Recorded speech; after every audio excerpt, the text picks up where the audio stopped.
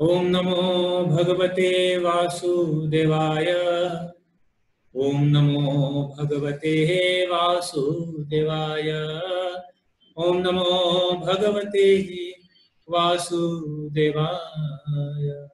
ओम ज्ञानतिमिरान्धस्य ज्ञानाञ्जनशलाकया चक्षुरुन्मीलितं येन तस्मै श्रीगुरुवे नमः।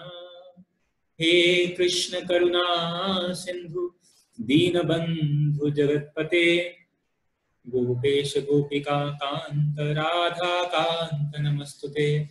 तप्त कांचन गौरांगी राधे वृंदावनेश्वरी वृषभानुसुते देवी प्रणमामि हरिप्रिये। वाञ्छाकल्पतरुर्भ्यक्ष कृपा सिन्धुभ्यैव च पतितानां पावनेभ्यो वैष्णवेभ्यो नमो नमः। जय श्री कृष्ण चैतन्य प्रभु नित्यानंद श्री अद्वैत गदाधर श्रीवासादि गौर भक्त वृंद। हरे कृष्णा कृष्ण कृष्ण हरे हरे, हरे राम राम राम हरे हरे।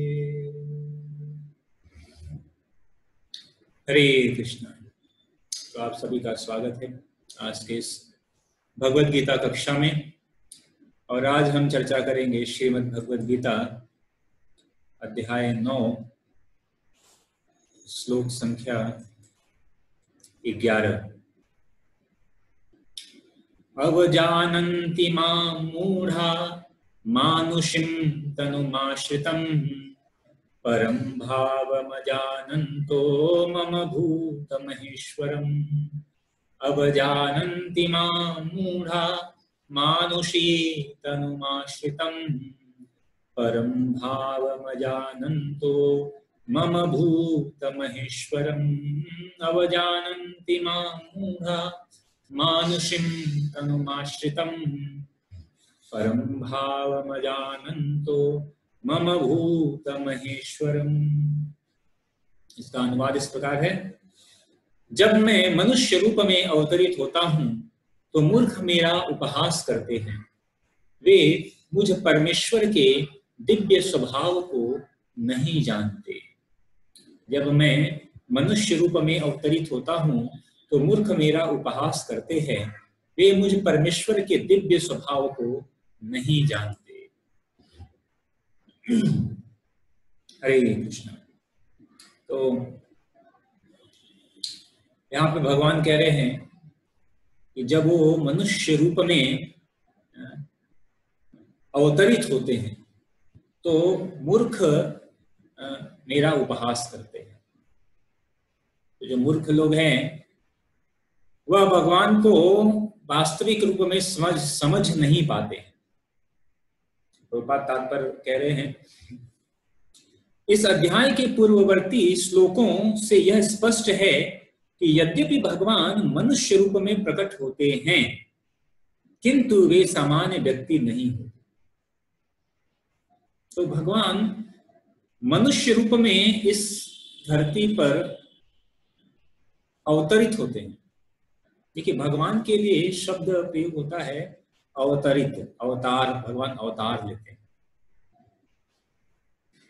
तो भगवान के अवतरण में और हमारे जन्म में, यानी भगवान के जन्म में और हमारे जन्म में क्या अंतर? भगवद गीता में भगवान कर रहे हैं जन्म कर्म च में दिव्यम। भगवान का जन्म क्या है? दिव्य है। जन्म कर्म सब भगवान का क्या है? दिव्य है। हमारा जन्म दिव्य नहीं है। क्यों दिव्य नहीं है? क्योंकि हम जब जन्म लेते हैं तो हम में से कितने लोग अपने मर्जी से, यानी अपनी इच्छा से जन्म लिए। हम में से कोई अपनी इच्छा से जन्म नहीं लेता है कि अभी हमारा मन कर गया कि हम जन्म लेते। अगर कोई इच्छा से जन्म लेता तो सब लोग सोचते हैं कि हम किसी धनी परिवार में, बड़े परिवार में, ऐसे किसी अच्छे परिवार में जन्म। कोई जो गरीब है वो सोचता है मैं गरीब क्यों पैदा हो गया। ठीक है, कोई अधिक सुंदर नहीं है तो सोचेगा मैं सुंदर क्यों नहीं पैदा हुआ। कोई सोचेगा कि मैं कमजोर क्यों पैदा हो गया। तो इसका मतलब ये है कि जो जीवात्मा है उसका जो जन्म है वह क्या है, बाय फोर्स। हम अपनी इच्छा से जन्म नहीं ले रहे। पूर्व कृत कर्मों के फलस्वरूप प्रकृति के कर्मों के द्वारा, लॉ ऑफ नेचर जो है उसके द्वारा हमें जन्म लेने के लिए मजबूर हैं हम। लेकिन इसके विपरीत भगवान कैसे जन्म लेते हैं? भगवान का जन्म दिव्य है। भगवान अपनी इच्छा से जन्म लेते हैं, अपनी इच्छा से जन्म लेते हैं। यदा यदा हि धर्मस्य ग्लानिर्भवति भारत, जब जब धर्म की हानि होती है तो समस्त देवतागण भगवान के पास जाते हैं कि भगवान त्राहि माम त्राहि माम। और फिर भगवान धर्म की स्थापना के लिए अपनी मर्जी से भगवान इस धराधाम पर अवतरण होते हैं। तो कभी कभी भगवान मनुष्य रूप में जन्म लेते हैं, लेकिन वह मनुष्य की तरह यानी हमारी तरह जन्म नहीं लेते। भगवान जब प्रकट होते हैं तो वर्णन आता है कि जब भगवान प्रकट हुए तो भगवान वसुदेव के मन में प्रकट हुए और वसुदेव के मन से देवकी के हृदय में प्रकट हुए। और फिर भगवान जब प्रकट होते हैं तो चतुर्भुज रूप धारण में प्रकट होते हैं, दिव्य। और जब भगवान प्रकट हुए तो सब कुछ, सारे जो बंधन है वो सारे बंधन खुल गए। तो भगवान का जो प्राकट्य है वह अत्यंत दिव्य है। वह हम जैसे सामान्य व्यक्ति की तरह भगवान जन्म नहीं लेते हैं। जो भगवान सारे विराट जगत का सृजन, पालन तथा संहार करता हो वह मनुष्य नहीं हो सकता। तो बात स्पष्ट कह रहे हैं। इससे पहले के श्लोक में भगवान कहते हैं मयाध्यक्षेन प्रकृति सूयते सचराचरम हेतुनानेन कौन्तेय जगद्वी परिवर्तते। मयाध्यक्षेन प्रकृति की भगवान कहते हैं कि मेरे ही अध्यक्षता में संपूर्ण यह प्रकृति, चर अचर संपूर्ण प्रकृति मेरी ही अध्यक्षता में कार्य करता है। तो भगवान कह रहे हैं कि प्रभुपाद कह रहे हैं कि जो सारे जगत का सृजन करने वाले, सारे जगत का पालन करने वाले, संहार करने वाले, वह कोई मनुष्य नहीं हो सकता है। वह निश्चित ही भगवान ही हो सकते हैं जो यह सारे कार्य कर रहे हैं। सब कुछ सारा नियंत्रण भगवान के, जिनके हाथों में है वो कौन हो सकता है? भगवान ही हो सकते हैं। तो भी ऐसे अनेक मूर्ख हैं जो कृष्ण को एक शक्तिशाली पुरुष के अतिरिक्त और कुछ नहीं मानते। तो बात कर रहे हैं इसके पश्चात भी, मतलब मूर्खता की कहते हैं ना एक सीमा होती है, लेकिन ऐसे मूर्ख लोग हैं कि यह सारी चीजें होने के पश्चात भी उनको केवल कहते हैं कि ठीक है कि कोई एक व्यक्ति है, एक शक्तिशाली व्यक्ति है, बस। कोई कहता है बस एक मायावी व्यक्ति है। ऐसा व्यक्ति, भगवान को क्या एक व्यक्ति समझते हैं। वस्तुतः वे आदि परम पुरुष हैं, जैसा कि ब्रह्म संहिता में प्रमाण स्वरूप कहा गया है। ईश्वरः परमः कृष्णः। ब्रह्म संहिता में इस भौतिक जगत के सबसे टॉप मोस्ट लोक में, इस भौतिक जगत का सबसे टॉप मोस्ट, सबसे उच्च लोक है ब्रह्मलोक। और उस ब्रह्मलोक के भी सबसे टॉप मोस्ट कौन है? ब्रह्मा जी, जो कि भगवान के कृपा से, भगवान के आशीर्वाद से सृष्टि का सृजन कार्य करते हैं। वो ब्रह्मा जी क्या प्रार्थना कर रहे हैं? ईश्वरः परमः कृष्णः सच्चिदानंद विग्रह अनादिरादिर गोविंदः सर्वकारण कारणः। ईश्वरः परमः कृष्ण, कि ईश्वर तो अनेक हैं, ईश्वर अनेक हो सकते हैं, लेकिन जो परम ईश्वर है वह कौन है? कृष्ण है। ईश्वरः परमः, जो परम ईश्वर है वो कौन है? कृष्ण है। और वो कैसे हैं? सच्चिदानंद विग्रह। वो सच्चिदानंद है, सतचित आनंद के विग्रह स्वरूप है। अनादिरादिर, उनका क्या है? कोई आदि अंत नहीं, अनादिरादिर। गोविंद, वह कैसे हैं? उनका कोई न तो आदि है न तो कोई अंत। अनादिरादिर गोविंद, और क्या है? सभी कारणों के कारण हैं, सर्व कारण कारण। तो ब्रह्मा जी से बड़ी अथॉरिटी क्या है? जो जिसने इस हम सब भौतिक जगत सब इन सब का सृजन कार्य कर रहे हैं, अनेक जीवों का सृजन कार्य कर रहे हैं। तो जैसे एक होता है, एक फैक्ट्री है, उस फैक्ट्री में जो प्रोडक्शन कर रहा है जो व्यक्ति, उसको तो पता है क्या है, कैसे है, क्यों है। तो जैसे कई बार जो प्रोडक्शन कर रहा है, तो प्रोडक्शन करने वाला एक व्यक्ति है, लेकिन उस कंपनी का मालिक कोई और है, जिसके आदेश के द्वारा जो है वह कंपनी में प्रोडक्शन करता है। तो ऐसे ब्रह्मा जी सारे सृष्टि का एक तरह प्रोडक्शन कर रहे हैं, प्रोडक्शन हाउस चला रहे हैं, क्रिएशन। लेकिन वो बता रहे हैं अनादिरादिर गोविंद, सभी कारणों के कारण कौन है? स्वयं भगवान है। तो ब्रह्मा जी स्वयं इसकी पुष्टि करते हैं। ईश्वर या नियंता अनेक हैं और वे एक दूसरे से बढ़कर प्रतीत होते हैं। भौतिक जगत में सामान्य प्रबंध कार्यों का कोई न कोई निर्देशक होता है। तो बात कह रहे हैं कि भौतिक जगत में जो प्रबंध के कार्य हैं, मैनेजमेंट के जो कार्य है, उसका कोई न कोई निर्देशक होता है, डायरेक्टर। तो कोई में प्रबंधक है, प्रबंधन का कार्य करे, तो उसका भी डायरेक्टर होगा जो कि डायरेक्टिंग करता है, वो निर्देश देता है, दिशा निर्देश।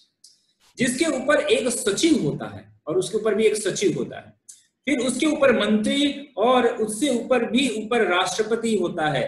इनमें से हर एक नियंत्रक होता है, किंतु एक दूसरे के द्वारा नियंत्रित होते हैं। तो एक हायरार्की एग्जांपल दे रहे हैं कि एक कोई कंपनी, कोई सचिव है, सचिव के ऊपर एक मंत्री है, मंत्री के ऊपर प्रधानमंत्री है, उसके ऊपर राष्ट्रपति। ऐसे जो है ये एक हायरार्की है कि सभी, ऐसे तो सभी जो है एक नियंत्रक है। जैसे कोई प्रदेश है, तो प्रदेश के अंदर एक जो है एक कुछ डिस्ट्रिक्ट होंगे, तो डिस्ट्रिक्ट के अंदर भी एक जो है डिस्ट्रिक्ट मैनेजर डीएम होता है, डीएम एसडीएम होते हैं। तो डिस्ट्रिक्ट का एक सर्वा होता है। फिर उस डिस्ट्रिक्ट, तो एक राज्य के अंदर अनेक डिस्ट्रिक्ट हैं, तो उस राज्य का भी एक उससे ऊपर एक बड़ा अधिकारी होता है, चीफ मिनिस्टर होता है। फिर देश है, तो देश का एक मिनिस्टर होता है, प्राइम मिनिस्टर होता है। तो इस तरह सभी किसी न किसी को सेवा कर रहे हैं और दूसरा कुछ न कुछ नियंत्रण कर रहे हैं ना। जैसे अभी हमने कहा कि ईश्वर अनेक हैं, तो अनेकों ईश्वर। तो इसी तरह जो है सारे ईश्वरों के जो ईश्वर हैं, वह परम ईश्वर जो है वह भगवान है। तो ब्रह्म संहिता में कहा गया है कि कृष्ण परम नियंता हैं। निसंदेह भौतिक जगत तथा वैकुंठ लोक दोनों में ही कई कई निर्देशक होते हैं। तो कह रहे हैं कि भौतिक जगत में भी कुछ लोग हैं निर्देशक, यानी कि कोई ईश्वर है, नियंत्रक है, और लेकिन इन सभी में जो परम नियंत्रण है कृष्ण, किंतु परम नियंता है। परम नियंत्रण जो है वह भगवान के हाथ में है। पिछले श्लोकों में जिन अद्भुत कार्यों का वर्णन हुआ है, वे भौतिक शरीर द्वारा संपन्न नहीं हो सकते। तो भगवान ने अनेकों जो है चीजें वर्णन की हैं पिछले अनेकों श्लोकों में, और भगवान इतने जो अद्भुत कार्य कर रहे हैं, करते हैं और किया हुआ है, वह किसी सामान्य व्यक्ति के वश की बात नहीं है। तो यह कोई सामान्य व्यक्ति नहीं कर सकता है। कृष्ण का शरीर सच्चिदानंद रूप है। यद्यपि वे सामान्य व्यक्ति नहीं हैं, किंतु मूर्ख लोग उनका उपहास करते हैं। तो जो मूर्ख लोग हैं वह समझ नहीं पाते हैं, इसलिए उपहास करते हैं और उन्हें मनुष्य मानते हैं। उनका शरीर यहाँ मानुष्यम कहा गया है, क्योंकि वे कुरुक्षेत्र युद्ध में एक राजनीतिज्ञ और अर्जुन के मित्र की भांति सामान्य व्यक्ति बनकर कर्म करते हैं। भगवान की वास्तविक जो कार्यकलाप है वह इतने अद्भुत हैं और ऐसे विस्मय करने वाले हैं, यहाँ तक कि भगवान के परम भक्त भीष्म पितामह जब सरसैया पर थे और फिर उस समय वो भगवान का इंतजार कर रहे थे कि भगवान कब आए और उसके बाद वो अपना शरीर छोड़ें। तो जब भगवान आते हैं तो उस समय वो भगवान की प्रार्थना करते हुए कहते हैं कि आप ऐसे कार्य करते हैं कि कोई इसको समझ नहीं पाता है। इस तरह कार्य करते हैं भगवान कि कोई भी समझ नहीं पाता है, या कि सभी लोग उससे मोहित हो जाते हैं। बड़े से बड़े देवी देवता तक भी भगवान के कार्यकलापों को, उनके कार्यकलापों को समझना वश की बात नहीं है। भगवान इस तरह कार्य करते हैं कि संपूर्ण जगत मोहित हो जाता है। तो जब कुरुक्षेत्र के युद्ध में वो एक राजनीतिज्ञ जो है, कहते हैं पॉलिटिकल पर्सन के रूप में आए, या अर्जुन के मित्र के रूप में आए, ऐसा तो लोग कहते हैं कि ये तो मतलब एक सामान्य व्यक्ति है, एक सामान्य व्यक्ति की तरह वो भी युद्ध क्या कर रहे हैं, रथ चला रहे हैं, एक सारथी जैसे बन के आए ऊपर से। तो लोग समझ नहीं पाते हैं कि अरे भगवान है तो ये कैसे भगवान है। कई बार लोग कहते हैं कि भगवान है तो युद्ध क्यों नहीं रोका। तो अनेकों तर्क या कुतर्क देते हैं लोग, वास्तविक रूप में मूर्ख हैं।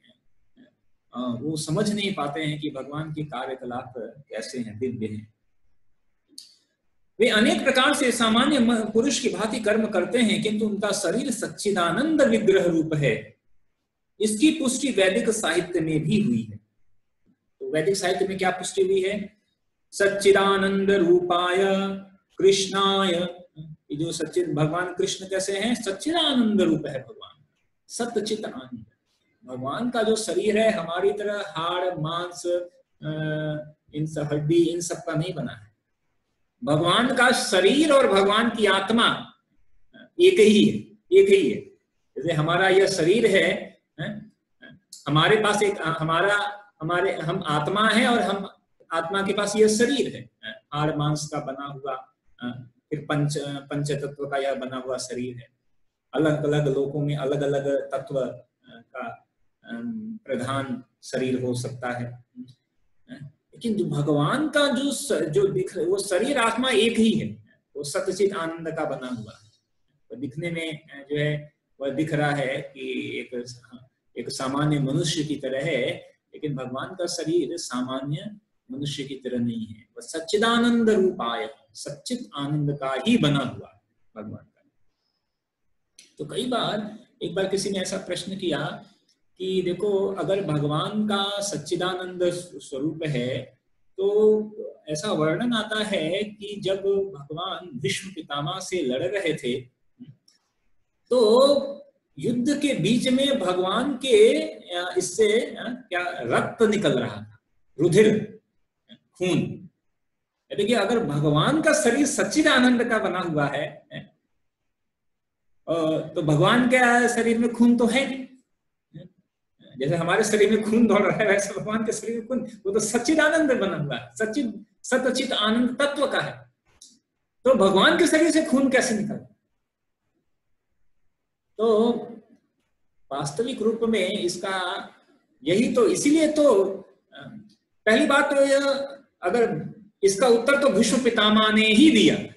अभी जो हम बात करते हैं कि भीष्म पितामह ये कहते हैं कि भगवान आप इस तरह कार्यकलाप करते हैं कि बड़े से बड़े देवी देवता भी मोहित हो जाते हैं। तो सामान्य व्यक्ति के लिए मोहित होना कोई बहुत बड़ी बात नहीं है।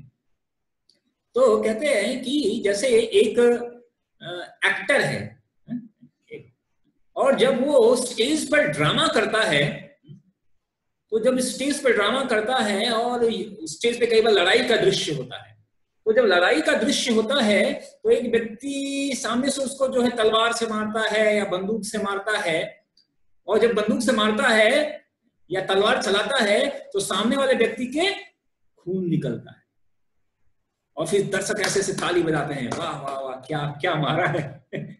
और फिर पर्दा जैसे ही गिरता है वो व्यक्ति खड़ा हो जाता है और फिर बाहर से निकलकर सबको नमस्कार भी करता है, सबको ताली बजाता है, क्या एक्टिंग किया, क्या एक्टिंग किया। अभी मान लो कि कोई तलवार मारे, कुछ तीर मारे और वो उसको खून न निकले तो कहेगा अरे यार क्या, मतलब अच्छा ड्रामा नहीं किया। भगवान जो इतने एक्सपर्ट हैं हर चीज में, कि जब विशेष रूप से भगवान वीर रस का आस्वादन करना चाहते थे।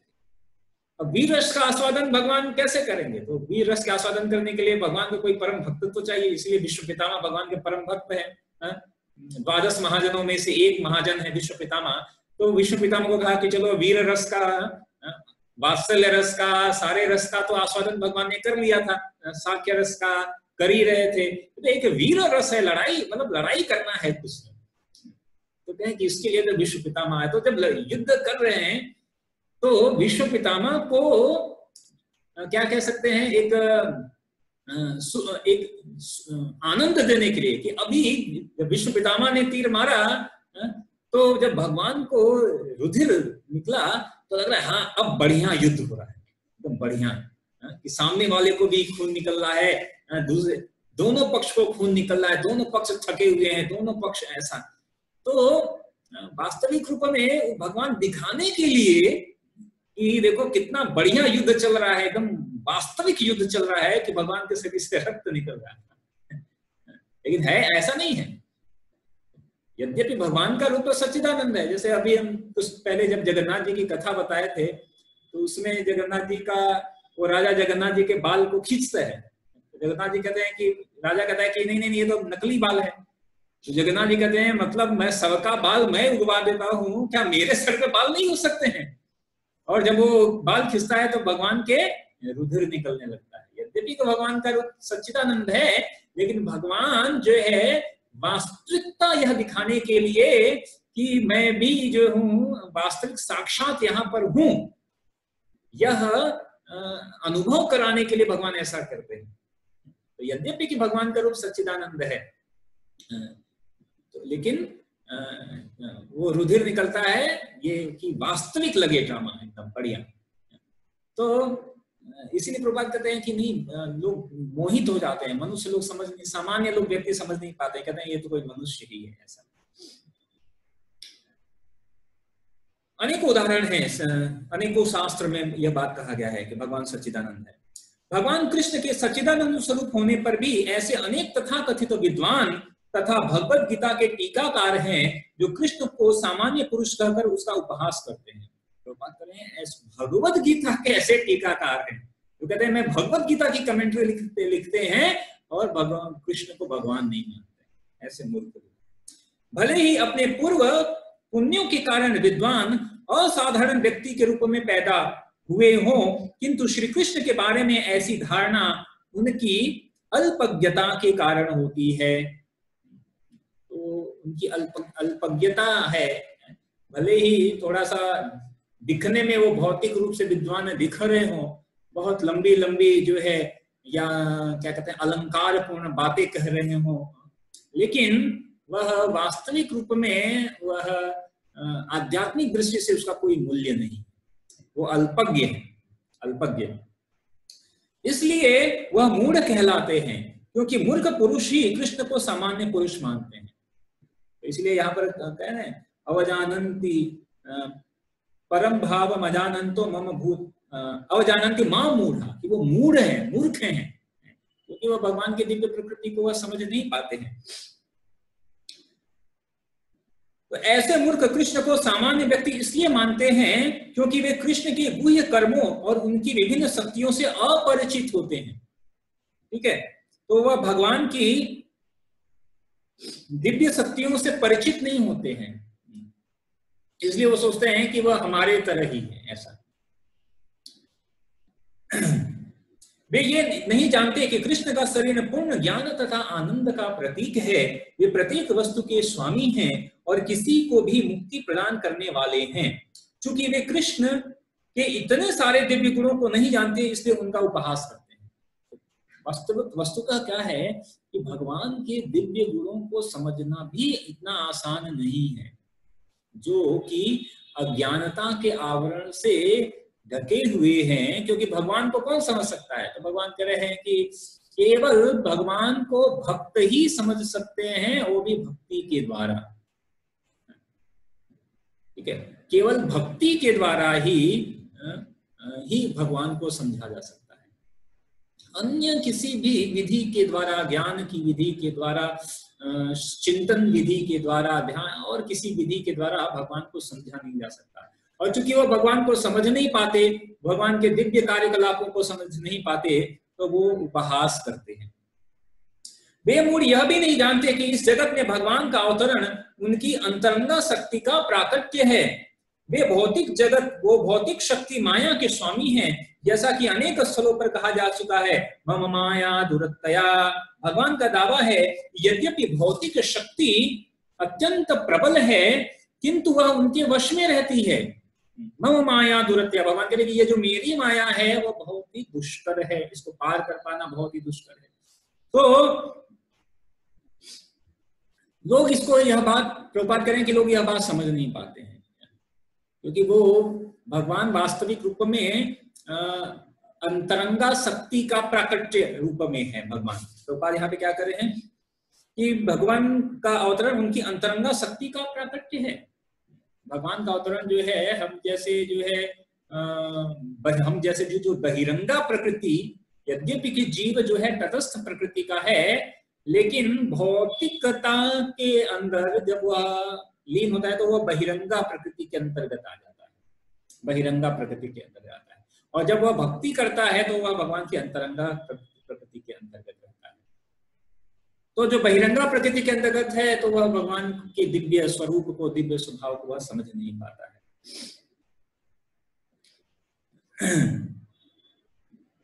आगे प्रभुपाद कह रहे हैं, किंतु वह उनके वश में रहती है, और जो उनकी शरण ग्रहण कर लेता है वह इस माया के वश से बाहर निकल आता है।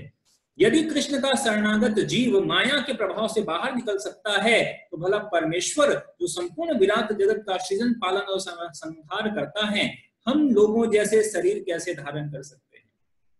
तो प्रभुपाद कह रहे हैं कि जो जीव है वह भी वास्तविक रूप में बहिरंगा शक्ति से अंतरंगा शक्ति में आ सकता है।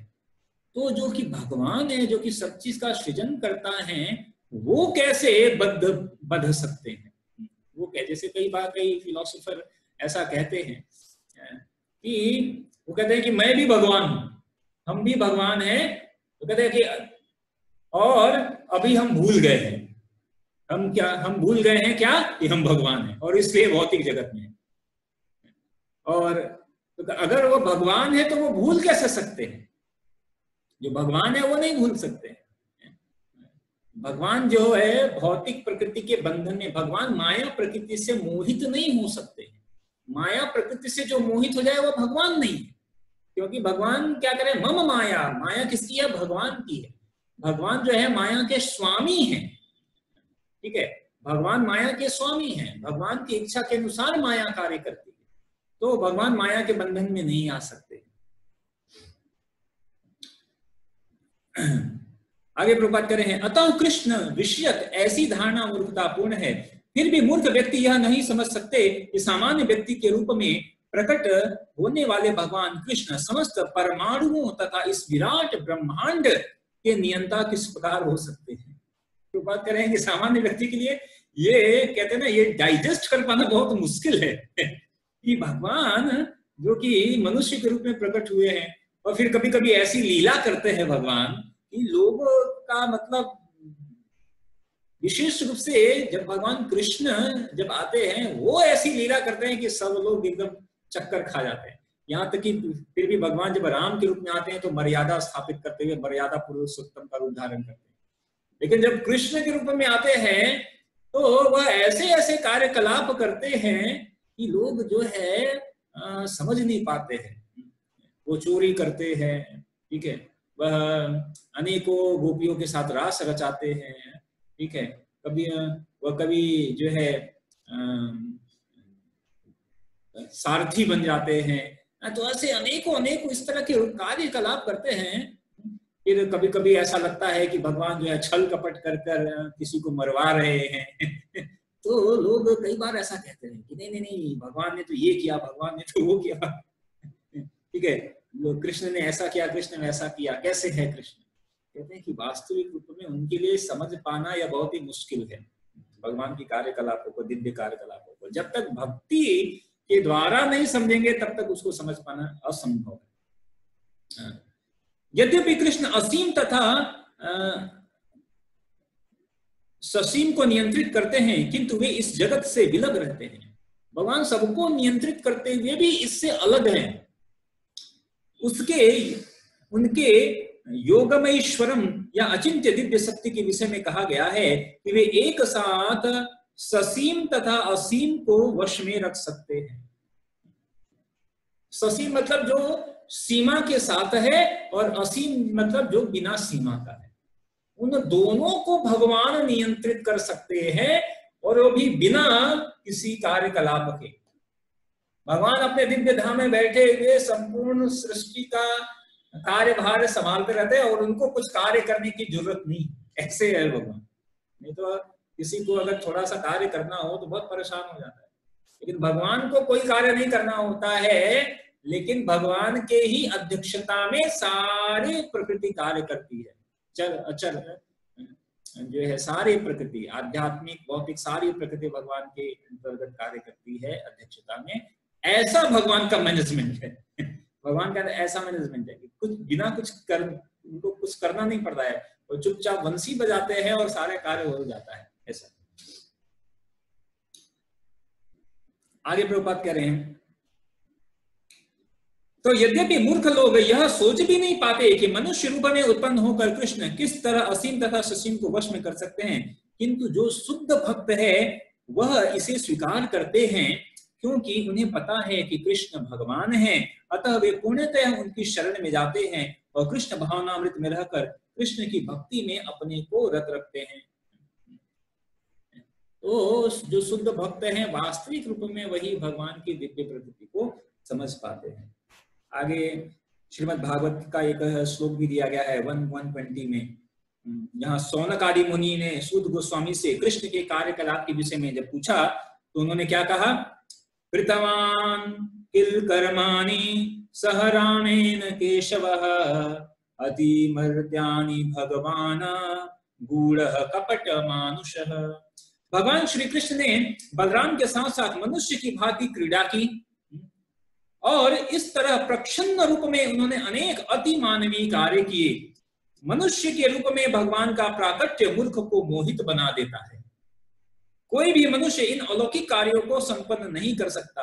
भगवान से ऐसे अलौकिक कार्य किए हैं, जो है सबसे छोटी उंगली से गोवर्धन उठा दिया, जब अभी छोटे बच्चे ही थे तो उतना राक्षसी का वध कर दिया। ऐसे ऐसे राक्षसों का जिससे कि बड़े बड़े देवता गण भी डरते थे, भगवान ने उनको ऐसे ही खेल खेल में हरा दिया, मार दिए।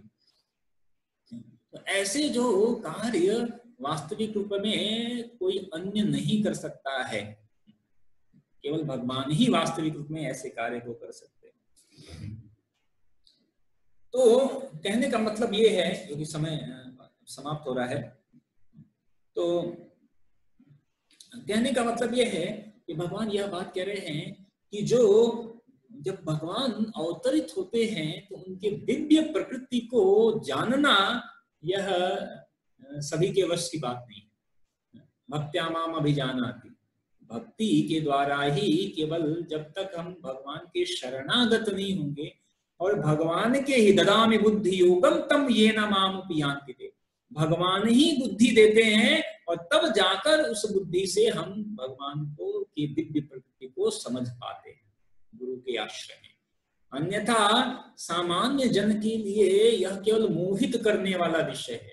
यहाँ तक कि भारतवर्ष में जन्म लिए हुए तथा कथित बड़े बड़े विद्वान साधु पंडित महात्मा भी जो है कई बार वो चकमा खा जाते हैं, कई बार वो भी चकमा खा जाते हैं, भगवान की दिव्य प्रकृति को समझ नहीं पाते।